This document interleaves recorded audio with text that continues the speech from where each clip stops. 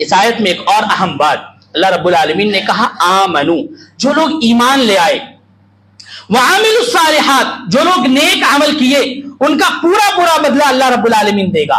ایمان یعنی توحید، جنہوں نے ایمان لے آیا اور یعنی گویا کہ انہوں نے توحید کا اقرار کیا، تو جو لوگ توحید پر گامزن رہے، جو لوگ اللہ کا اقرار کرنے کے بعد ایک اللہ کی عبادت کرتے رہے، انہوں نے شرک نہیں کیا، تو اس کے لیے اسی آیت میں اللہ رب العالمین نے کہا اولئک لہم مغفرہ، ان کے لیے وہاں مغفرت ہے۔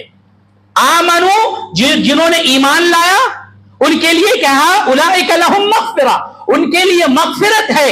وعاملوا الصالحات، اور جو لوگ نیک عمل کرتے رہے ان کے لیے اولئک لہم مغفرہ ورزق کریم، ان کے لیے رزق کریم ہے۔ یعنی یہاں دو چیزیں اس آیت میں بیان کی گئی کہ جو لوگ ایمان لائے اور دوسرا عمل صالح کرتے رہے، ان کے لیے دو چیز، اولئک لہم مغفرہ ورزق کریم، ان کے لیے مغفرت ہے اور ان کے لیے رزق کریم ہے۔ مغفرت تو سمجھ میں آیا کہ اللہ رب العالمین مغفرت کر دے گا، بخش دے گا اور ان کو جنت کے اندر داخل کر دے گا۔ وعاملوا الصالحات، جو دنیا میں نیک عمل کرتے رہے ان کے لیے رزق کریم ہے وہاں۔ تو رزق کریم سے کیا مراد ہے؟ کریم رزق، بہتر نعمت، یہ کریم کیا ہے؟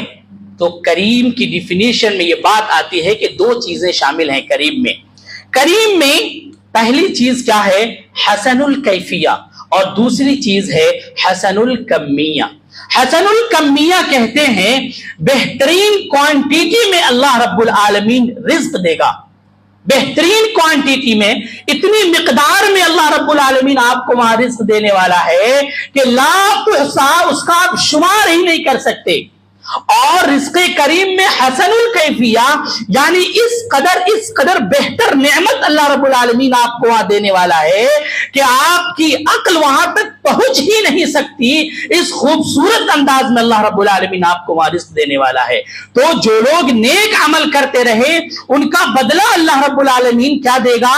رزق کریم دے گا، یعنی اتنی مقدار میں اللہ رب العالمین نعمت دینے والا ہے جس کا آپ شمار بھی نہیں کر سکتے، اور اتنی خوبصورت نعمت اللہ رب العالمین آپ کو عطا کرنے والا ہے جو آپ کے عقل میں وہ نعمت آ ہی نہیں سکتی۔ یہ جنت کی نعمت ہے، یعنی لیجزی الذین آمنوا وعملوا الصالحات، جو لوگ یہ چاہتے ہیں، بلکہ جو لوگ ایمان لائے اور نیک عمل کرتے رہے دنیا میں، ان کو اللہ رب العالمین ان کے اعمال کا پورا بدلہ کل قیامت کے دن دینے والا ہے، اسی لیے قیامت قائم ہو۔